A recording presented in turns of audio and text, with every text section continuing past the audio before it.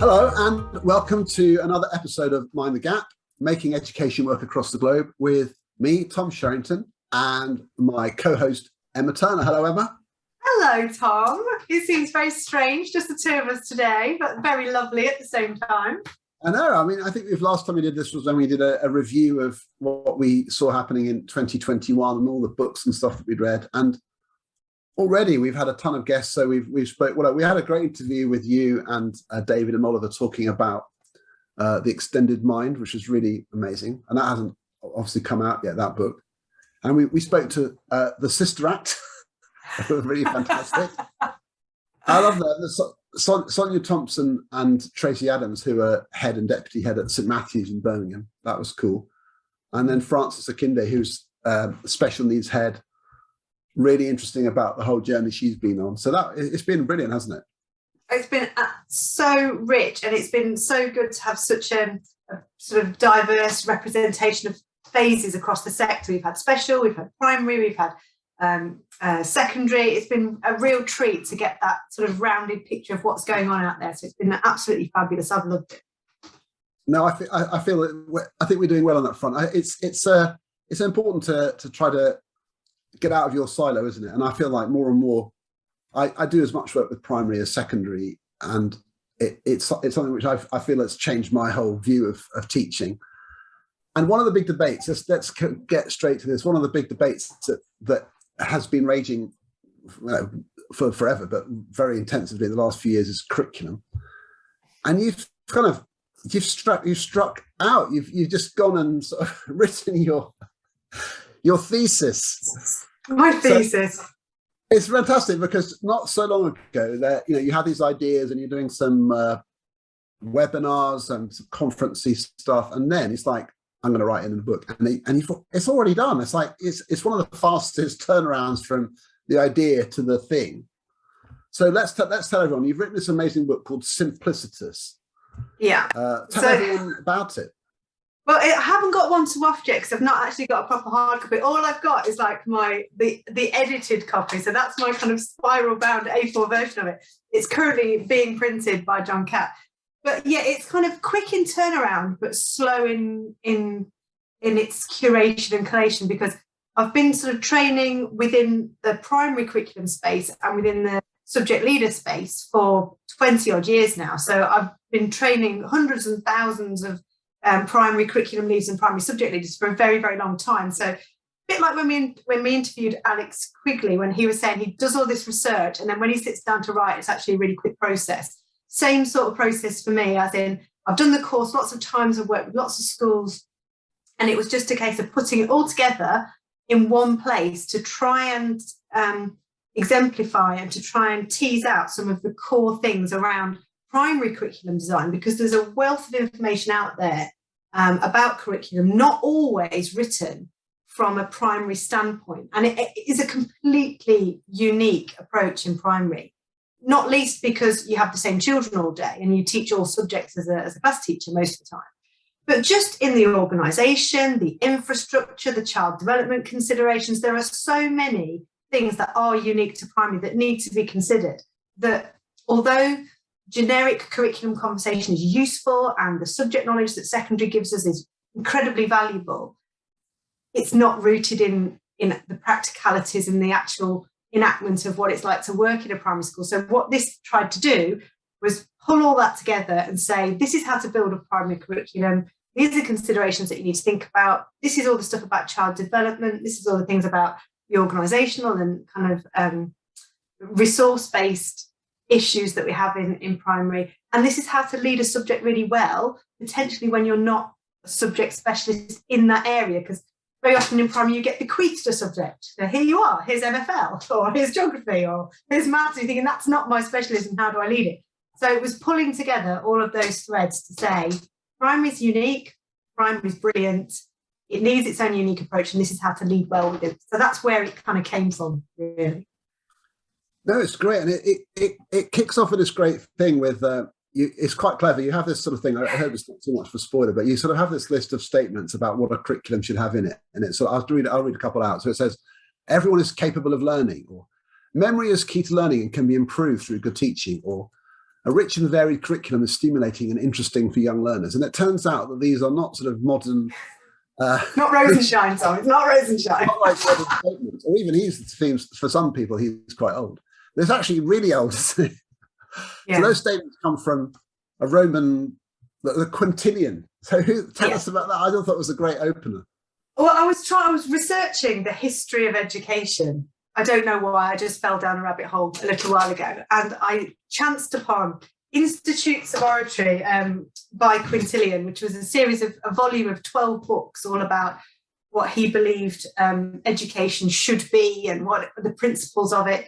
And the more I read it, the more I thought, this is exactly what's being said today, and especially about primary. And it was all about the importance of oracy and the importance of a rich vocabulary and a broad general knowledge, and with reading and oration at the heart of what you're doing. And I was thinking, this is primary.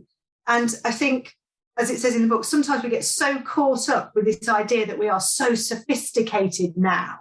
You know, we are amazingly sophisticated humans living in these sophisticated societies, when actually the period of time from Quintilian to now is so minuscule in the grand scheme of things that we haven't actually changed as humans that much. And it was just to point out that what's good for humans generally has been the same forevermore, basically. And the Quintilian thing was to point out the simplicity, you know, without all the technology, without all of the extraneous stuff, you strip it right back, it's still the same thing. Children still need to be able to speak really well, have great language, great knowledge of sort of general knowledge, to be able to understand what they read and what they write, and that reading and writing and practice are the keys to developing knowledge, and that should really be the pillars around which you build your primary curriculum. Language, reading, immersing children in these fantastic worlds, and that's what he advocated as well. But as it says in there, we'll skip neatly over the fact that he only thought it was for boys. we'll invent that one. Well, feminism hadn't been invented then. Not in education, anyway. you have to reinterpret things for a modern context, don't you? But obviously, that's excellent. Now, I think one of the main things that you sort of champion and that you've kind of helped me understand is this almost, well, two aspects. One of them is from a kind of philosophical point of view about integrated knowledge and how it links to learning, but also from a sort of purely pragmatic point of view. You've made this excellent case around, if you chop everything up into bits of the sort of discrete topic, and then you look at how many subjects there are in a national curriculum and how many hours there are in the day, if you don't synthesize and integrate, you end up with this ludicrous dog's breakfast, which you explain through one of your many analogies. And it's just, it's this whole thing of, you know, just the stuff being, the bricks being all over the floor, and there's nothing you can do with it, and you can't sort of, you haven't built it into anything. And I think this is so evident, like, and yet there are people thinking still in this sort of very unitized form. So I think so well expressed. Partly because when we talk about subject development, we talk about it, you know, in individual subjects. So in a secondary school, when you're teaching maths, you're in the maths room. When you're in DT, you're in the DT room, or when you're doing PE, you're in the sports hall, whatever. In primary, you're kind of in the same space all day. And when we plan our curriculum, rather than actually thinking of it as this really rich, interwoven, interconnected tapestry almost, we end up getting this message that you must teach an hour of geography and an hour of history and an hour of art. And the way that I explain it is the dropped box of Lego. If you think of every little unit of work that you teach as a little circle, and like on a block of Lego, and if you teach potentially 3 units of work per term, per subject, so, you know, potentially over the course of a year, you've taught 9 units of work just in science or just in history, then you multiply that out by 12 subjects, and then you multiply that out over 7 years or whatever that you were in primary school, and you cover over 600 units. You think it's no wonder nobody remembers anything, because trying to remember the content and to be able to action the things that you've learned within 600 odd units is insane, for want of a better word. And so if you put all those circles out, like having the diagram, it just looks like someone's dropped a box of Lego on the floor. There's just so many little bits. So what I advocate in the book and what I talk about is knowing as the teacher really succinctly, really clearly, the specific knowledge, the specific skills, the behaviours, the attitudes that are unique to each individual subject discipline. But then the way that you enact it, they are woven together and they are complementary, because there are things that are symbiotic and enhance each other. They augment each other, because if you teach microorganisms in science alongside when you're doing Victorian history, it's brilliant because you can talk about sanitation and vaccines, and then you link it again to a unit of a book like Street Child or Christmas Carol or Oliver Twist, and all of a sudden, all of those enhancements, support each unit rather than teaching it separately. And the other thing that we forget in primary is that subjects are all interdependent. You can't do the science without being a reader, without being a mathematician, without being able to understand so many other parts of the curriculum, yet we're novice in all of them. So to try and tease them out when they're all interdependent seems completely illogical. And that's why I'm saying primary needs to be looked at in a completely different way, in that when you're novice in everything, if you're trying to access science, but that's dependent on that, which is dependent on that, which is dependent on that, trying to teach it in isolation, it doesn't work. So what the book does is walk you through the considerations about what you need to think about in terms of your curriculum sequencing and what does depend on each other, and how you avoid this drop box of Lego just teaching hundreds of disparate units, and how you build the primary progression model. So rather than it being a single progression model in a single subject in secondary, that actually it's multiple things moving along at the same time which support each other. And that's the kind of model that I talk about in the book, which sounds really complicated, but hopefully the resources that are in there make it really straightforward, make it really simple. Well, I think like a lot of things, it's I mean, there are things which are just sort of examples, and I think this is some of the work that John Thompson and Mary might have done with her book. We have a lot of examples, a lot of people talking about experiences and specifics, but sometimes, what you've done is I think these two things are really complementary. So that your work is giving a kind of framework for all of the other things to sort of fit into, and so there's a kind of rationale, a kind of order to the thinking. But it does. I mean, I think you need both. You need to sort of say, well, what was it look like in practice? But then it all depends on what you've chosen to teach. So you can't exemplify everything. You have to make some choices. And I find this endlessly fascinating. Now, one of the things that I find just so interesting, because my whole thing is this pedagogical things and going into teachers' lessons and talking to them. But when I'm in primary, the thing that blows my mind is, it's kind of so indoctrinated into secondary life, is the intensity of teaching the same children all day. And it's so radically different. Sometimes I just had enough. I'm just thinking, if it was I was secondary, thinking, well, the bell will come soon and I'll get a different bunch of kids to teach. Yeah. And then I switch gear, but I'm thinking, no, I'm with you now after break till lunch, yeah, and after lunch and again tomorrow. And the relationships people have are kind of magic and wonderful. Yeah, but they are. So you go know everything well. That's what I'm saying. It's a different ball game when you've got children all day, but it gives so much flexibility to your day. You're not governed by bells and transition, artificial movement around the school. You've got that freedom within the curriculum to extend or to flex or to do whatever it is that you need to do to be really responsive.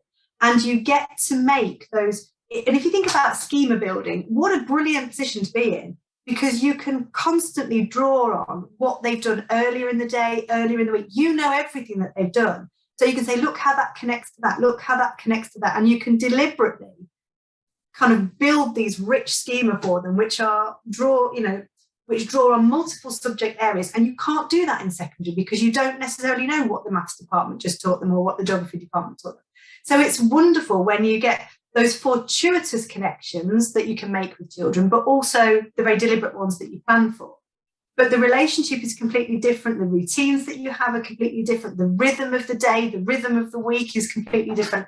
And that's why I'm so passionate about writing from a primary perspective, because until you've done it, you don't realise how different it is. It really, really is. No, and also, like anything, it's its own specialism, and it does, it should be thought of in that way. And I think we've got some guests coming up, in future episodes, talking to Kieran Mackle and talking to Christopher Such. So more specialisms there, and there's such a rich sort of set of people. Plus, also having also just listened to Sonia and Tracy talk about the way they read, reading and the whole Ron Berger ethic of excellence. There's so many layers. One of the things I'd like to celebrate, because I do think it's some of the best stuff I've seen, is the work that it sort of dovetails with mine in Haringey. So a big shout out to Haringey Education Partnership, who are like my favourite people. And they have this curriculum designed, is called Opening Worlds. It's designed by Christine Council and Steve Mastin, and it's mainly humanities, history, geography, RE, and it's mainly Key Stage 2. And all the teachers across all the whole of Harringay and into Enfield as well, they have this sort of set of resources where the curriculum thinking through history, geography, RE is all woven, and there's wonderful texts. And the thinking is laid out sort of through time, so from year 3 to year 6. And so if you're in that program, you know that the concepts are kind of woven in. And then the teachers can focus on linking it to their writing, linking it to their oracy, linking it to what they're doing in science. And it's because the geography, history, RE is sort of has been planned by people with real expertise, and it's just helped them just be really thorough. So yeah, I saw a lesson recently where they're talking about Plato in year 4 as a philosopher, and I thought this was great. This is great stuff, but it's the teachers got a load of taken off them. They're delivering quality material and thinking about how to get everyone to understand it, but in a way which was their specialist element wasn't what's in the philosophy ethics curriculum, but how do I get everyone to weave this into everything else we do? So I just think that type of approach is really helpful. It's really interesting as well, because I was looking at Twitter the other day, and there was a secondary thread that was on there, and they were saying, wouldn't it be great if we could have like a symposium with geography and literacy and history, and if we all got together and we planned the curriculum? I felt like it's primary.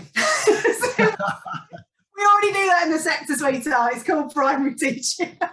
But it did make me laugh, because I was thinking, right, finally, people are really seeing the benefit of connection, but with everything we know about how people learn, and about the whole neurons that fire together, wire together, all this business, and the development of real rich understanding, all the bit about the hinterland. It's all about interconnected curriculum. And although the current kind of deep dive bit looks at individual subject quality, I do think there's a missed trick across the sector that actually nothing exists in isolation, but nowhere in a deep dive, especially in primary, is the question ever asked, how do the other subjects that are taught in primary support your subject, or how does the teaching of your subject support the wider curriculum?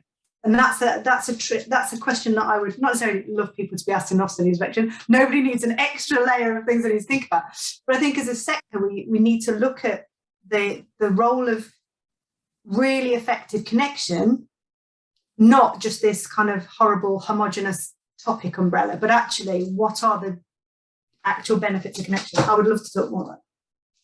Yeah, well, I hope it goes really well. I mean, I just think it's brilliant to have this sort of rigor in that whole area, and I hope it does really well. But when's it coming out? What sort of publication schedule are we talking? Well, 2 weeks, 2 weeks and 2 days from today, so April the 15th. So it's a couple of weeks from the time of recording, but we are slightly ahead of schedule. So it might be one of those things, you've got a publication date, and then people start putting it on Twitter, and you're thinking, blimey, I didn't know that yet. So when we publish this episode, it may already have happened, is what you're saying. But I'm not the only one with the book out, am I, Thomas? No, well, I know what you're going to talk about that, but I want to talk about an older one first, because I want to sort of share, because it kind of builds on the curriculum thing. I've had this amazing day today where I'm this on the first day of 3 of recording the audiobook for the learning rainforest. And this is a departure for John Catt. Ask, this is an experiment. None of us know if anyone's going to listen, but we never know. And it's an obvious thing that when you do an audiobook, you basically have to read your whole book. And it takes 3 whole days to read my book, apparently. And I'm sort of, but the thing that in a couple of early chapters in Learning Rainforest deal with curriculum and what are we supposed to know. And so all day today, I've been thinking about this, and apart from some of the ideas about, I'm thinking, yeah, this was 5 years ago. I'm not sure if I'd be saying this now, but that's okay.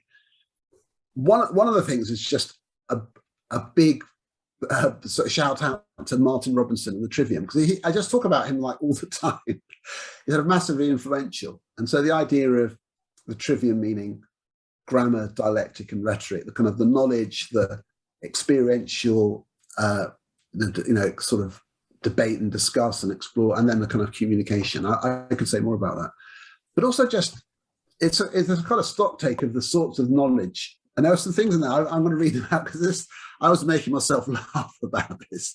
There's some questions in here. I have this chapter about curriculum, and I have this list of what should students learn. And I was thinking, God, did I really write all this?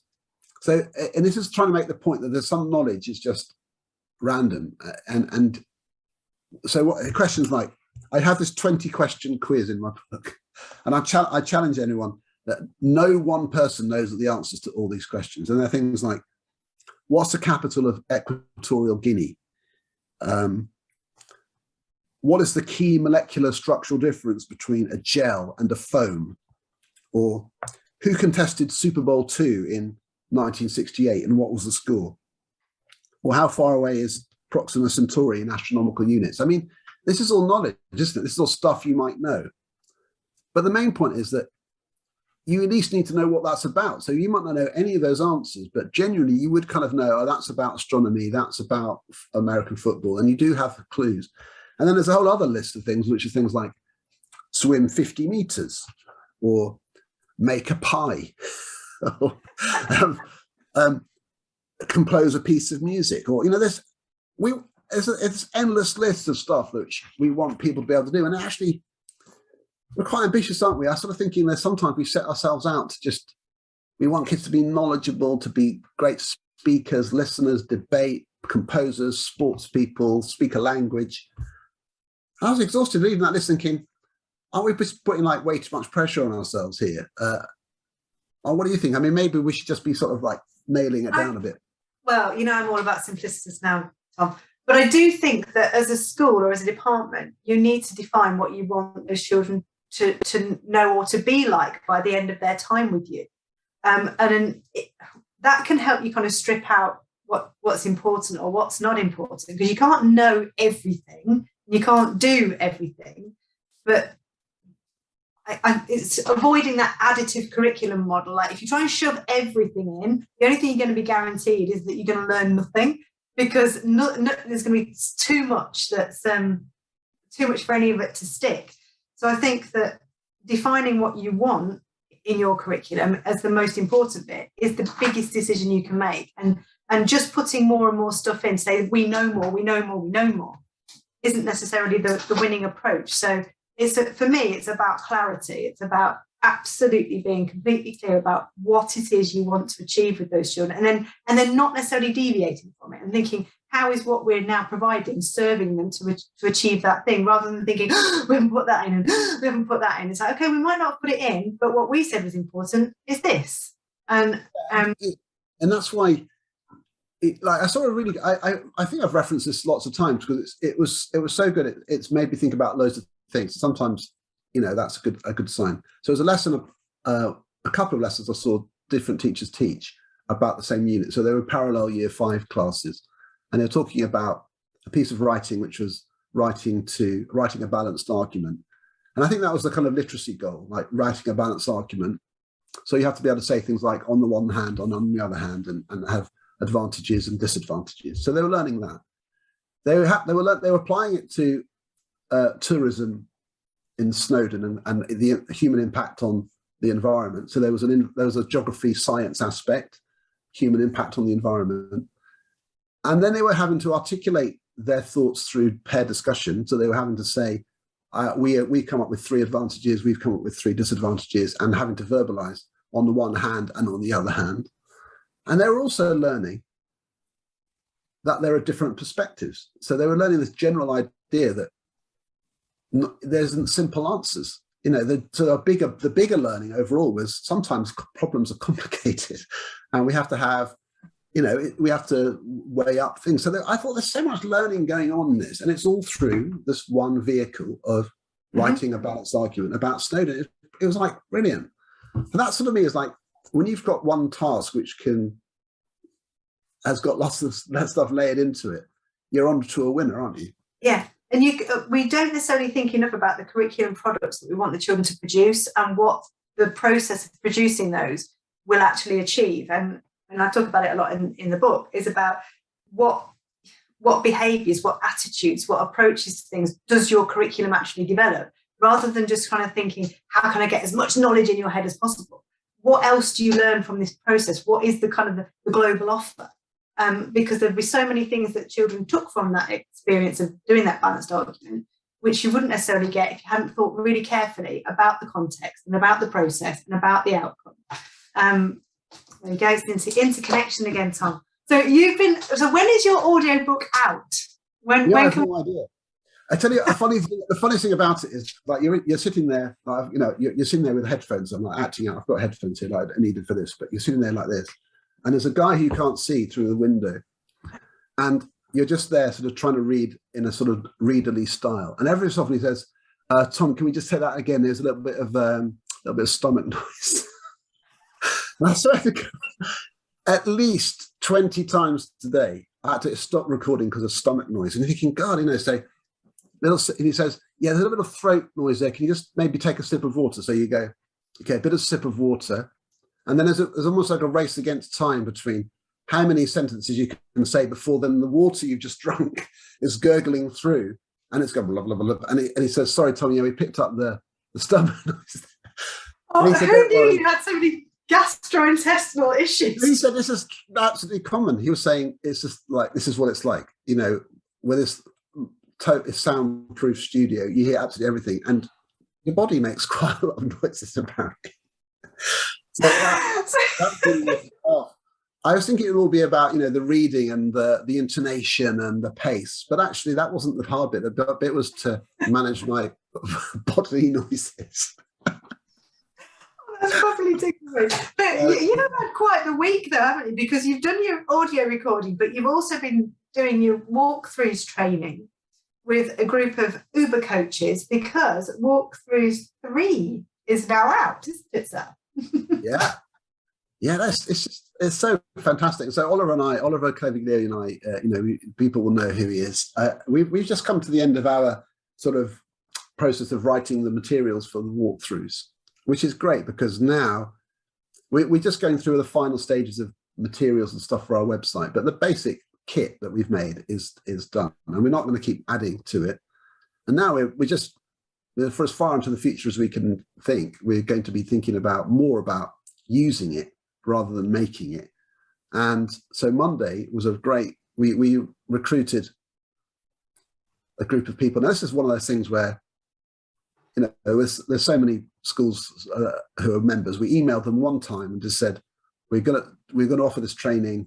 People had to apply by a certain date. We had more than double the number of people apply, and we had to select people, and then add a few more in just because there were too many. And we just had this enthusiasm. It was like a geek out. We had all these great people from all over the country in England, like from Lancashire into the southwest, from the south coast, from Midlands. So a nice spread of people all around, plus people from around here. And they were really impressive. So people really knowledgeable about some of the resources and about running training, just sharing ideas about how you communicate strategies to teachers in training. It was just really great. So yeah, the idea is that we have just more capacity to support schools, because we get asked all the time, like, can you come and help us? Can you help us do this? And there's only me and Oliver at the moment. We haven't got enough days in the week to support the people that are asking us to. So this is great, like a little WalkThrus militia. Are they like your stormtroopers? Well, Troopers. It's embryonic. We're not quite sure exactly. People will find roles. I think that's what will tend to happen. We're going to train people up and say you're an accredited WalkThrus trainer, and they'll be able to. Some people will be. We'll ask them, can anyone do this? But more and more often, they'll probably be saying they'll be kind of making local connections and helping. So that's going to be great. And some of the people specifically there, really done quite a lot of training across big trusts and things like you do, and it really thinking, okay, so it was really good to hear their perspective on some of the challenges around getting teachers to find the time and energy and the space in their life to engage with ideas. And great. So that was really, really exciting. Because you were telling me about something about group coaching, because obviously they've done a lot of training, a lot of talking to each other, and coaching forms a fundamental part of the WalkThrus approach. So what's the kind of the group coaching thing? Yeah, well, this is a thing which is something which I'm finding is emerging through it. Sometimes Ola and I feel like what we're doing is running a giant sort of trial where we've taken ideas which are expressed in theory from lots of different places, and then we're putting them in practice. So we've got a big sample, like hundreds and hundreds of schools using WalkThrus, and we get to visit and contact a large number, and you're hearing from people what they actually do in reality. And the thing it's just coming through to me more and more is that we're trying to sort of force this instructional coaching thing, of which it suggests one-to-one, into settings where it's just not quite fitting. That they see it as extra, or there's not quite the time. But the thing which already exists, which is already embedded, is that people are in teams which meet quite often. And so we're sort of finding that the best fit very often for a kind of professional development kind of model, and what's already in a school, is using the teams that already exist to adopt a kind of coaching flow to them. And that to me, I think, is really interesting territory, because there is some literature, and Oliver's been researching this, about team coaching in a number of different contexts. And if you look at the literature around instructional coaching, like what does a good coach need? What's the rhythm of the process, and how often do they meet, and how do they give feedback? But instead of thinking of it as one person coaching another person, you see it as a team with a leader. A lot of the stuff just really translates. So for example, you review how things are going. You talk about what's good and what's working well and why, and you have a model for that. You set some goals, and you identify a problem that you're trying to solve. And very often people have common problems, and then you set some targets and say, well, let's try and work on this over the next few weeks. Then you get some feedback on how that's going. Then you sort of say, let's refine the goal a bit. And then that can be done very efficiently, because those people are already in the same team. And that can be like a phased team, like 2 year 3 and 2 year 4 teachers in a team with a deputy head coaching the 4 people together. And that's a much more time efficient and collaborative feeling than that deputy head having to coach each of those 3-4 people on their own. And they're thinking, how am I ever going to find the time to do that? So that's one of the things we're thinking this could be for a lot of places. The way to go is not try to get sort of a slightly ineffective coaching system going, but to make your existing team thing have a coaching vibe about it and do it really rigorously. So that's the thinking. It sounds absolutely common sense, doesn't it? It sounds, if the team is already established and you're all working towards a relatively common goal, rather than splitting things off, it's like the individual silos thing again. Rather than splitting off to do it independently, is to pull together, and not only in a kind of an efficiency type thing, but a pooling of information and a pooling of resources and a sharing of common misconceptions or common pitfalls. It's so much more efficient and helpful to hear from a range of people how it's working, rather than scurrying off into corridors or cupboards to do the coaching on their own. And there are some parts of it which I think are easier to do in a team than on your own, specifically the practice aspect. So a lot of the literature around coaching suggests that ideally you need to have something as a way of learning techniques and practicing them. Now, if you've got, and I've seen this in action, I've seen this in action. We're talking about, say, a science department talking about retrieval practice. Now, you could go along and critique, that talk about that teacher's approach, and one-to-one coach them. But it's quite common to find there's quite a lot of like variation here. Let's just talk about it as a team. How do we run those retrieval activities? And people are chipping in and saying, yeah, but I find this hard. And yeah, but how often do you do it? And how many questions? And do you go through them all? And it's really nitty gritty stuff. And even this is, they haven't seen each other, but they're talking about it. And somebody has, like the head of department's been around and going, where I see it working really well is this. Let's just practice that. And it's the fact that everyone hears everyone else being talked about and just creates a sense of, oh, we're all in it together. That's some interesting ideas. You do have to then translate it into individual action. So each teacher still needs to go, okay, so what I'm going to do myself is, and there is a little bit of a risk that people don't, if there's anything like not good happening, that they don't necessarily, that's harder to deal with in a group situation. Yeah. So that is definitely a risk. But I think that's over sort of compensated by the collaborative motivational aspect. We're all in it together. And then you can set the time parameters, like next time we meet, it's already in the diary, it's in the calendar. Let's all make sure we've done this and this.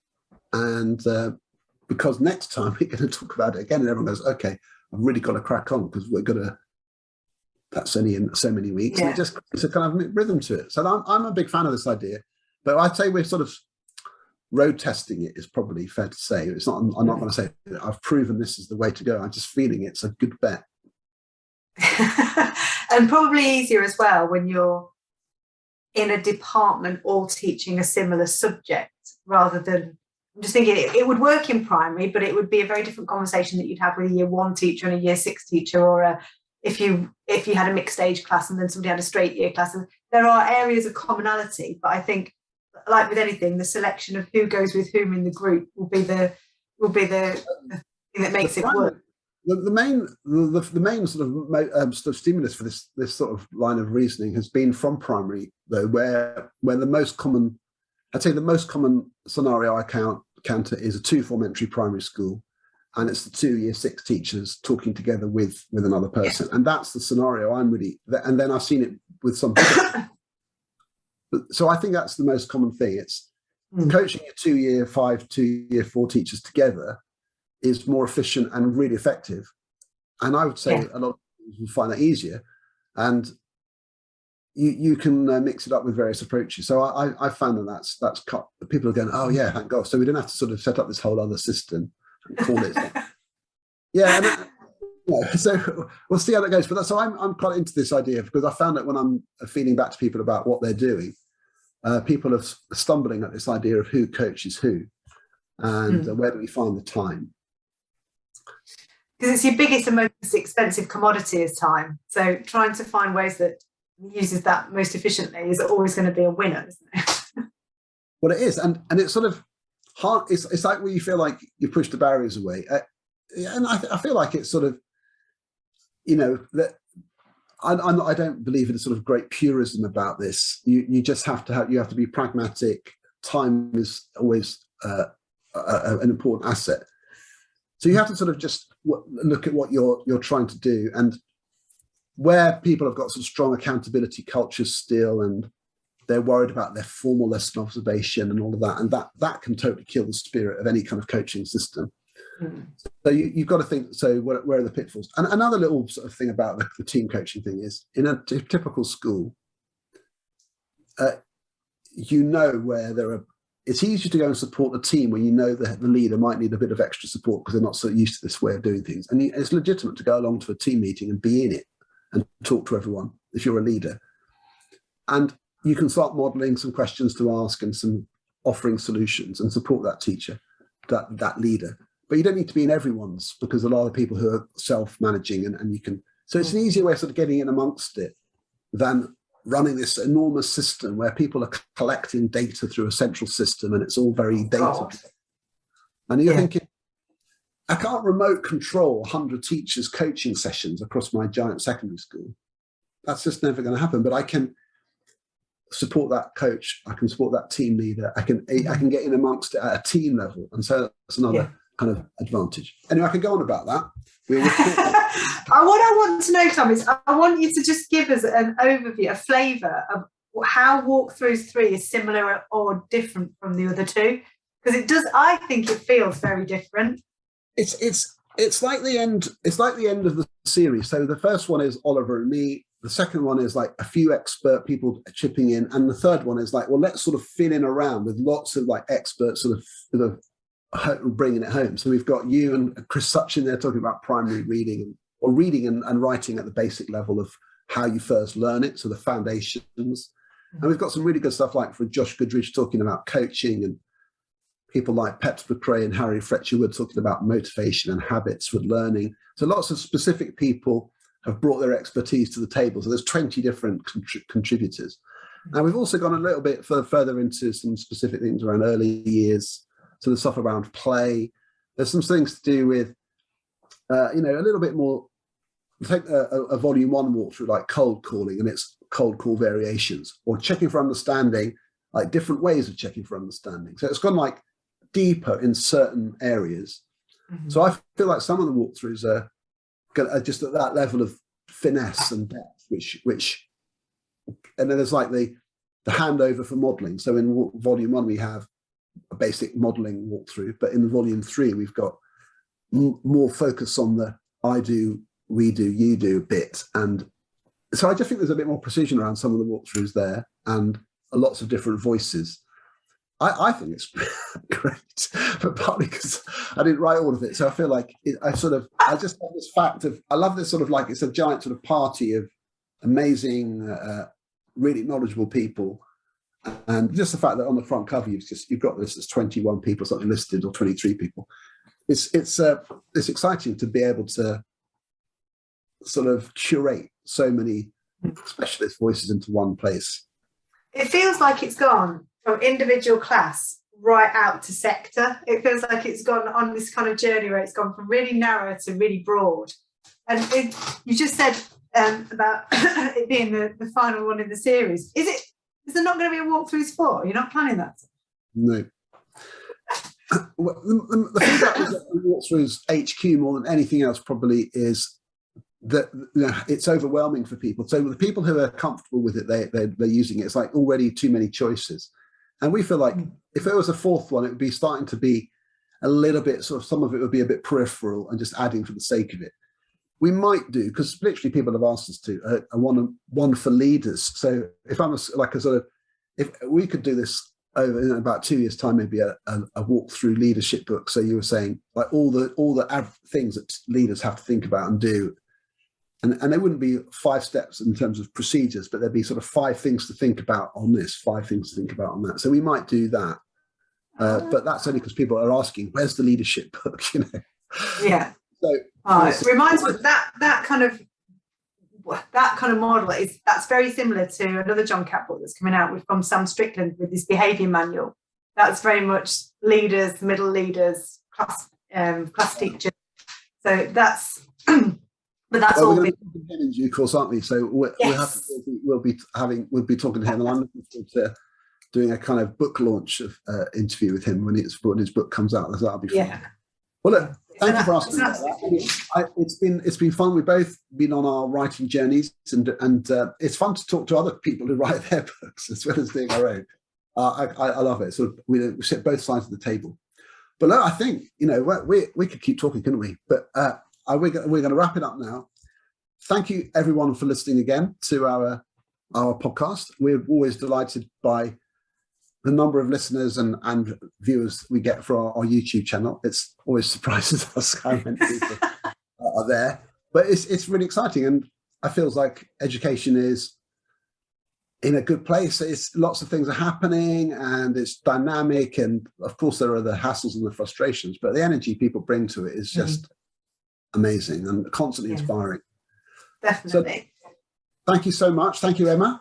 Thank you. It's been lovely to chat, Tom, and for anybody who hasn't bought WalkThrus 3 yet, it's absolutely brilliant. Absolutely fantastic. What a follow. Oh, no, there we go.